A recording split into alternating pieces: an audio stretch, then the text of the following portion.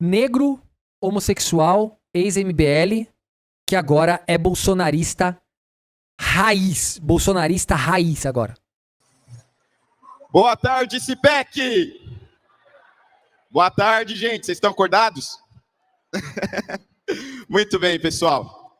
Bom, como vocês sabem, né, a maioria de vocês deve saber, sou vereador em São Paulo, mas hoje eu não vim aqui falar como político. Eu vim falar como historiador. Sobre um dos pontos, aliás, que me levou para a política. Como historiador. Meu irmão, esses caras viajam, eles se auto-intitulam historiador. Gente, se auto-intitulam historiador. Gente, que coisa bizarra. Vocês imaginem agora imagina aquele lá, como que é o nome dele? O professor... Caramba, tem o canal dele, olha, deu branco o nome dele. Que ele é historiador de verdade mesmo. Que fez até uma entrevista com o Bolsonaro uma vez lá e deixou o Bolsonaro puto, esqueci o nome dele. O Vila. Gente, tu imagina o Vila vendo um moleque desse se auto-intitulando historiador. Gente, é inacreditável. Política, que é justamente um negócio chamado senzala ideológica. Aqui tá o controlinho, graças a Deus, já tá preocupado. Que é um negócio chamado senzala ideológica, que foi criado pela esquerda para aprisionar os negros na era moderna. E é esse assunto que me levou a escrever um livro, que inclusive está disponível aqui na livraria hoje, que é o Senzala Ideológica, a escravidão do negro no século XXI. Mas, para a gente começar a falar sobre isso, a gente precisa retornar ao conceito inicial. O que é senzala? Senzala, no Brasil, era o lugar onde donos de escravos deixavam os seus escravos para mantê-los sob controle. Quando você tinha uma grande propriedade, por exemplo, você mantinha os escravos naquela senzala para facilitar a contagem. E dessa forma você evitava as fugas, evitava que eles escapassem do seu controle. A senzala ideológica é a evolução disso. É a tentativa de colocar todas as pessoas negras em um espaço, mas um espaço ideológico. Se você sai 1 milímetro dele, você já pode ser xingado de todas as formas. Gente,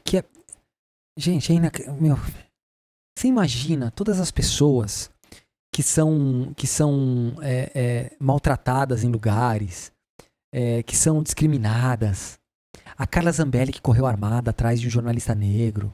Aqueles 2 rapazes, acho que ontem ou antes de ontem, que são filhos de representantes de outros governos de outros países que foram ali brutalmente abordados pela polícia enquanto o menino branco foi abordado de maneira diferente. O cara falando uma merda dessa aí, ó. Inclusive de formas racistas. Exemplos? Bom, um exemplo famoso é o meu caso com Ciro Gomes, que me chamou de capitãozinho do mato nazista, porque eu sou contra as cotas raciais e sou conservador. Ele é contra as cotas, gente. Contra as cotas. Como se todos os negros desse país tivessem as mesmas condições de vida, que as suas famílias tiveram as mesmas condições para bancar universidades e tudo mais. Gente, eu não sei nem o que dizer, gente. Um exemplo mais recente... Gente, tem gente que tá aplaudindo. É simples entender isso. É assim, ó. Você imagina os brancos aí há 100 anos atrás. 100 anos. Há 100 anos, a gente ainda tava passando por um momento de quase escravidão ainda. Tinha muita gente naquela época. Os negros não podiam entrar em vários lugares. A minha mãe me contava que até o Pelé, na época do Pelé, ele era proibido de entrar em alguns clubes. E o Pelé já era o Pelé. Então, quer dizer, os negros nunca tiveram as mesmas condições dos brancos. Nunca tiveram. E se você contar que isso veio lá da família da pessoa, ou seja, a família da pessoa já foi prejudicada, não tinha as mesmas condições financeiras, sociais, é obviamente que as pessoas de hoje também não terão as mesmas condições. Por isso que tem que ter a cota. A cota é para justamente equalizar essa disparidade que houve histórica. E um cara desse aqui vai falar essas bosta, cara. Os caras são muito burros, cara. Não é possível. Um exemplo mais recente aconteceu com o deputado Hélio Lopes, do Rio de Janeiro. Numa comissão, ele estava discursando, também com seus posicionamentos conservadores, e alguém lá do fundo da sessão, que nem estava discursando, grita, capitão do mato. E o Hélio logo se levanta, protesta, as pessoas começam a dizer que aquilo é crime, porque despertaram para isso, para a senzala ideológica. Só que não fica só nesse aprisionamento. Há uma releitura da história, e feita com base em mentiras. A mentira começa com a monarquia e a escravidão. Na escola, a maioria de vocês deve ter aprendido que Dom Pedro II e a princesa Isabel foram forçados a acabar com a escravidão. Ele provavelmente é historiador formado no Brasil Paralelo. Ele deve estar vendo os vídeos do Brasil Paralelo, e aí ele já se auto-intitula historiador, deve ser isso. Mentira. Por diversas vezes, Dom Pedro disse que a escravidão era uma vergonha para a história do Brasil. Princesa Isabel chegou a financiar um quilombo. Para quem não se lembra, quilombo era justamente aqueles espaços onde os negros podiam viver livremente durante a escravidão.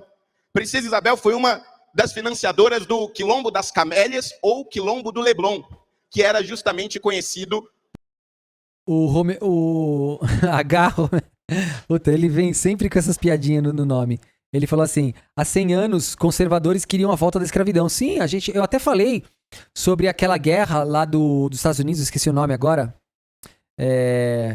Tipo, isso já vem de muito tempo, né? Tipo assim, e o pessoal acha que não... eu acho que ele só enxerga, assim, os últimos 30 anos. E como os últimos 30 anos, talvez ele tenha vindo de um lugar que... Ou ele até foi discriminado, só que como ele galgou algo e hoje ele tem um conforto por conta dos conservadores bancarem ele, para utilizarem ele como massa de manobra com esse discurso inverso, ele deve estar assim, eu não quero perder a minha mamata, então eu vou me manter nessa posição aqui, porque a minha mamata aqui tá sendo como se diz? Tá sendo bancado, ele tá sendo bancado, né? Então ele não quer perder essa mamata. É só essa a explicação, não tem outra. Por juntar e ser financiado por diversos abolicionistas e pessoas contra a escravidão. Mas vai além. Isso, a Guerra da Secessão, gente, eu até falei isso numa outra live, que eles colocavam lá o presidente dos Estados Unidos como um cara que foi contra a escravidão, um conservador que era contra... Mas na verdade não era, tá? Isso é mentira. Na verdade, naquela guerra, né, do norte contra o sul dos Estados Unidos, era justamente porque o sul queria manter a escravidão, o norte já era bem avançado nisso, não tinha mais esse tipo de coisa, né? Era bem antagônicas as guerras, e o presidente ele fazia um meio campo assim, olha, vocês do sul, eu não vou acabar com a escravidão assim de uma hora pra outra, tá? Fiquem tranquilos. E pro norte ele falava, olha, fiquem tranquilos, pode manter aí o jeitinho de vocês aí que tá tudo certo. Então assim, é tudo mentira, tá? Isso aí, é tudo mentira. Não ser contra a escravidão é ser a favor da escravidão, tá? É simples assim. Além, porque eles também ocultam todas as figuras negras que de alguma forma vão contra os princípios da esquerda e que não ajudam no seu discurso. Uma dessas figuras, por exemplo, é André Rebouças. Um dos maiores, se não o maior engenheiro do Brasil, que construiu diversas obras públicas ao redor do nosso país. Ele era negro durante a escravidão, nasceu liberto, mas estudou a maior parte da vida por conta própria. Tudo que ele aprendeu sozinho. Fez grandes obras no Brasil durante a escravidão, mas não admitia escravos nas suas construções. Um exemplo de escritor também. E aí... Ele tá falando tipo assim, olha, eu tô falando desse cara aqui, que ele era contra a escravidão porque nas obras dele ele não admitia a escravidão. Mas o resto pode escravizar, tá? Tranquilo. Olha, gente, é igual o Bolsonaro roubando joia e falando que é honesto. É a mesma coisa, é igualzinho. É igual, é o mesmo exemplo. O Bolsonaro usa um G-Shock no dia a dia pra dizer que é simples, que tem um relógio barato, mas por trás das cortinas ele tava vendendo Patek Philippe lá fora, né? É ridículo. E aí você pode me perguntar, mas por que a esquerda não fala de André Rebouças? Porque André Rebouças venceu pelos próprios méritos. André Rebouças não precisou de cotas. André Rebouças não defendeu uma revolução. André Rebouças era conservador, acreditava em Deus e defendia a família. Meu Deus do céu, gente. Ai, não dá. Ele pega um exemplo, ele pega Rebouças, um exemplo de alguém que conseguiu emergir, e ele coloca isso como regra. Esse moleque, é um moleque que tá falando, é um moleque. Ele não consegue entender uma coisa que é estrutural, e ele tenta destruir todo o racismo estrutural, dando o exemplo de um. Gente, olha. André Rebouças representa a maioria dos negros do nosso país. E por representar a maioria desses negros que nada tem a ver com a esquerda, a revolução... E detalhe, Ele tá dando exemplo de um negro que emergiu, talentosíssimo, emergiu, e ele não entende que quando um negro nessa época emergia, ele tinha meio que se adequar a toda a elite para ele não submergir. A gente tem que lembrar que existe um contexto, que negros também se destacavam, mas para eles continuarem ali de uma forma ou de outra, eles tinham que se adaptar. Não é um negócio assim, olha, eu tô aqui livre, posso fazer o que eu quiser. Não. Meu, é ridículo. O cara esse moleque, isso aqui é um moleque. É um moleque. Revolucionária e comunista foi esquecido, deletado da história. No máximo, está no nome de algumas avenidas. A Lerinha Moraes colocou bem. Falou, Vitor, é exatamente o que ele está fazendo. Exato. O que eu acabei de falar aqui é o que ele está fazendo. Ele emergiu. Ele, para se manter lá em cima, ele se adequou às barbaridades das pessoas que bancam ele. Ele está sendo bancado por uma casta. E para ele, como ele é um dos poucos ali que pode passar um pano para essa casta, utilizando a sua própria cor de pele, ele pode fazer isso. Ele tá fazendo exatamente isso, que foi do exemplo. Exatamente isso. Entende? É bizarro, gente. Eu quero agradecer aqui, tá? A Cláudia Silvana, que é maravilhosa. A Cláudia Silvana sempre ajudando muito a live. E ela falou aqui, eu acho que a justiça está se perdendo no tempo de agir. Eu também acho que às vezes eles se perdem, tá? Eu quero agradecer muito também o teu superchat, tá, querida? Um grande beijo, você é muito generosa, muito obrigado, viu? Isso vai ajudar muito aqui no pagamento dos advogados do canal. Eu te agradeço muito, querida. Essa é a nossa prioridade hoje. Aí a Sandra Nascimento falou, como eu queria debater com esse historiador de Nárnia. O historiador do mundo paralelo lá. Vamos lá.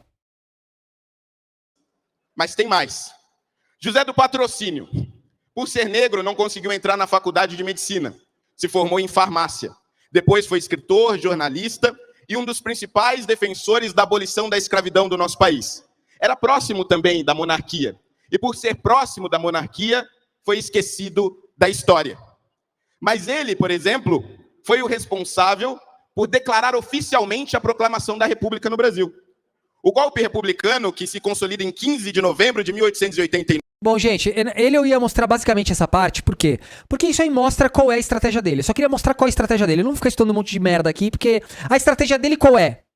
É dizer que os negros daquela época, oprimidíssimos, ele quer dar exemplos de alguns negros que se sobressaíram, negros que inclusive eram abolicionistas, porém se mantinham no meio daquela casta, provavelmente com uma maneira muito difícil, e ele faz o mesmo papel. O que ele faz? Ele, como negro, ele tenta passar um pano pros caras, utilizando a própria cor da pele, pra se manter no meio daquela casta ali, e sem poder falar muita coisa pra não ser escorraçado. Porque o primeiro momento que ele for contra, se ele fizer qualquer crítica, ele vai ser escorraçado de lá. A verdade é essa, é só essa.